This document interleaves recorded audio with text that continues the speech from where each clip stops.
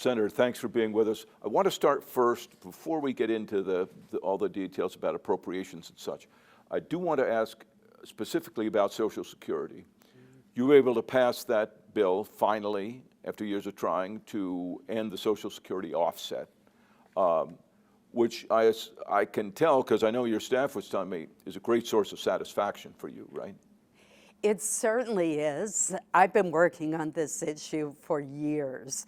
I held the first hearing in 2003 to expose how unfair these two provisions in the Social Security law were to people like school teachers and firefighters and police officers who had either worked in the private sector in addition to their public sector work or had a spouse who did so. And over the years, I co-sponsored bills with the late Senator Dianne Feinstein, with Barbara Mikulski, and finally, it was one of the last bills passed on the last day of the session this year. It's going to help thousands of Mainers receive the Social Security benefits that they have earned. And that's the important thing. These two provisions of the law penalized them and did not give them the full benefits that either they or their spouses had earned. And that leads me to the other big question about Social Security, which now you and others have to deal with. You're looking at a looming deadline of when Social Security could become insolvent. Do you have a plan, or do you know what needs to be done to fix this? What I do know is that it needs to be comprehensive and it needs to be bipartisan. I really think that we need an outside commission to come up with a plan to make sure that Social Security is solvent and there for future generations. One idea that I think should be reviewed is investing a portion of the trust fund into safer stocks or bonds to try to increase the return. The biggest problem is demographic. We have far fewer workers paying into Social Security than we used to have. And we have a growing senior population that needs the Social Security benefits that they've earned. So we've got a real demographic imbalance. Right. And that's one reason the plan is not in good shape. Isn't the number something like there used to be 7 earners for every 1 recipient, and now we're closing in on 1 to 1? That's right. I think right now it's 2 to 1, but you're right. The trend is going in the wrong direction. Yeah. And is there an appetite and a desire, do you think, in Congress to find a reasonable fix, even if it could mean some people paying more in Social Security taxes? Well, I think that you can make a case that someone who's earning $40 million a year should not have their Social Security contribution cut off at the same level as someone who's earning $150,000 a year. And so I think that's something that we will need to take a look at. But I think having an expert bipartisan commission from the outside come up with unanimous recommendations to Congress and to the administration is the best way to proceed. Let's talk a little bit about your new role as chair of the Senate Appropriations Committee, the first Maine senator in a little over 90 years to have that slot, and something you've been looking towards for some time. First of all, how satisfying is this to finally get there? But second, how important for you and for the Senate is this? This position gives me the best opportunity to be the strongest possible advocate for the people of Maine. The Appropriations Committee is considered to be the most powerful committee in the Senate, and I've worked my way up over the years and have been vice chair the past 2 years, and to now have the opportunity to lead the committee is very exciting. And timing is everything in life, as some people say. You're assuming this job at the same time almost as President-elect Trump will become president. Elon Musk will have huge influence with him. And they've telegraphed clearly that they're going to be demanding big budget cuts, big spending cuts. Are you inevitably going to be in conflict with this new administration? Well, I think it depends on what they come up with.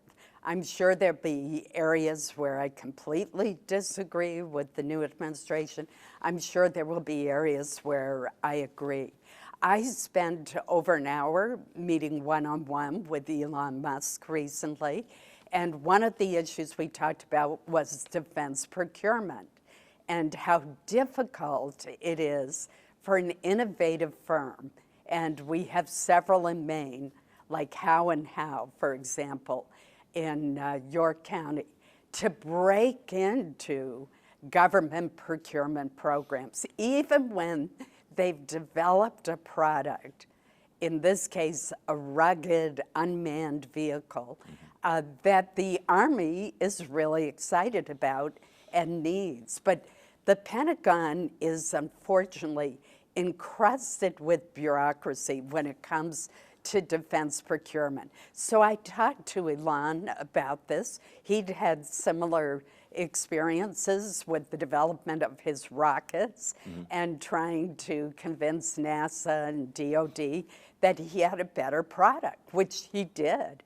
So there's an area where I think we could well be aligned. But if they're pushing for, hundreds of billions or billions in cuts, sooner or later those have real effects. Do you believe that we need that level of spending cuts? I don't see where you would get that level of spending cuts, but I want to see specifically what they come forth with. I think they're going to find that it's much more difficult than they anticipate. First of all, only 27% of the budget is what we call discretionary. It goes through the Appropriations Committee. It does include the entire Department of Defense. It does not include, for example, some veterans benefits, which are mandatory spending. It includes the biomedical research, which Maine plays an active role through Jackson Labs and our other great institutions, MDI, biological labs.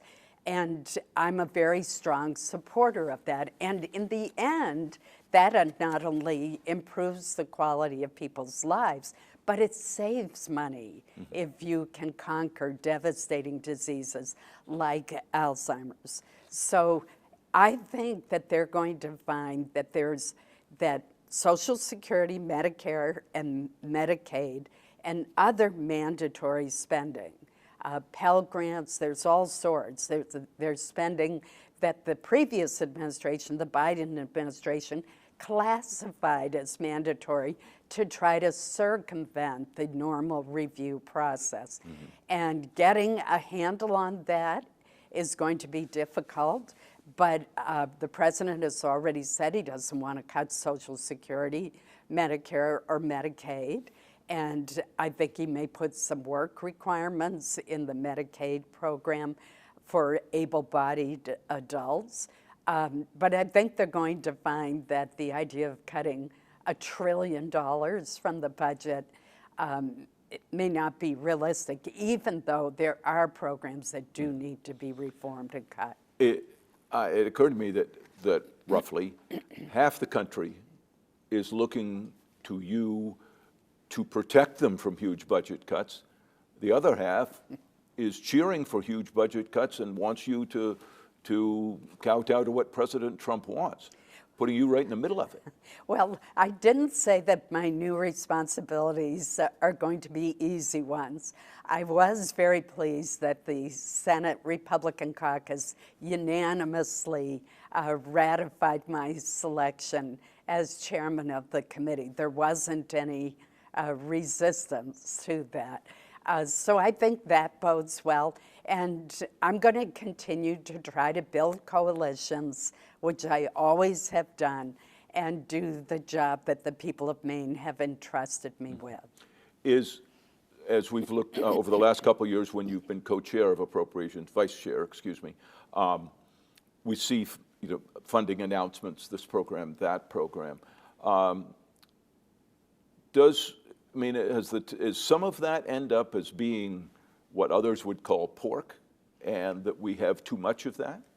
So I've always seen our ability to designate funding for specific projects in our state is Congress exercising the power of the purse. When we have programs that help with public safety, for example, I know better than someone who's sitting in an office building in Washington looking over grant applications what the needs of my state are. And I see this as a balance of power issue, and generally it's a struggle between the congressional branch and the executive branch on who has control. I'm proud of the fact that in the last 3 years, I have been able to secure funding for 514 very worthwhile projects all over the state, and that amount exceeds $1 billion over these 3 years. To me, it's much better that I am working with communities and nonprofits, it doesn't go to for-profit organizations, to make that decision than someone who's never been to Maine, has no idea where Limerick, Maine is, or Corinna, or Lisbon, or Greenville, to name just a few of the places where I've been able to secure funding for fire stations. Talk a little bit about one of the first things you folks are going to end up doing, which is dealing with cabinet nominations. I know you spoke out unusually strongly about Matt Gaetz being appointed. He's now gone. You've met with Mr. Heth. I'm not sure how many of the others. Did you meet with Tulsi Gabbard? I have You now. did. So you've not been a political supporter of President Trump. Are you inclined to support the nominees he wants for the cabinet posts? Well, let me say that I always give great deference to presidents to build their own teams, and that includes their own cabinets. I looked back, and in the years that I've been in the Senate, I think I've voted against 7 or 8 cabinet members throughout all those years. And I do try to work with presidents of both parties. Whether or not I supported them, I should make clear that I did not support Vice President Harris either. And I want presidents to be successful and to have their own team. I do, however, take very seriously the advice and consent provisions of the Constitution, which vests in Congress the authority to review these important nominees and look at their qualifications and then make decisions on whether or not to confirm them. That said, and do you have concerns, worries about the qualifications of some of these nominees? Well, let me say that I don't think the test is whether I would have chosen them to be in the position that President Trump will nominate them for. I do look at their background, their experience, their qualifications. You mentioned Mr. Heth. I spent over an hour with him. Right. I spent over an hour with Tulsi Gabbard. I spent a long time also with Pam Bondi, who's now the new nominee for Attorney General. And in each case, I will be either participating in the hearings on them, in the case of Tulsi Gabbard, or watching them closely, reviewing background materials, and doing these personal, in-depth interviews. I think that that is a really important process. But do you, at this point, you spent an hour with Mr. Heth, who, while there's been a lot of focus on an issue with a woman and some drinking and all of that, other people raise the questions of whether he actually has the needed experience to do the job. After meeting with him and what you know, do you think he's qualified, has the experience? I'm going to wait until the hearing is finished on Mr. Heth to reach a decision on that. I did talk to him about his managerial experience. I talked to him about policy issues like Ukraine. The 2017 allegation against him did not result in police charges, but I'm sure will be looked at by the FBI as part of the background check. So I think it is really important because the Department of Defense is such an important position. And what that I about look Tulsi closely. Gabbard? You've spent time with her as well. I I don't know if did. you knew her previously or not. I did not. I talked in depth to her. I read her some of the comments that she'd made about President Trump and asked her whether he knew of those comments.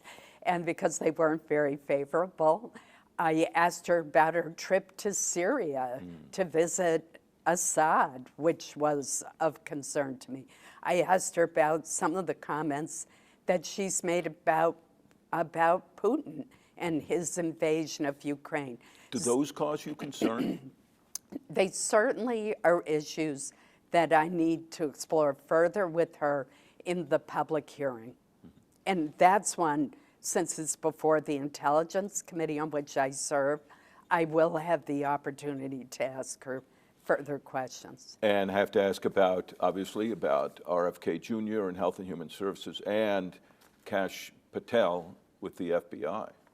I've not yet had the interview with RFK Jr. I expect that will be in the next couple of weeks, but he has not yet set that up. I have met with Kash Patel, again, in-depth interview. I quoted back to him some of the issues that he said in books that he has written.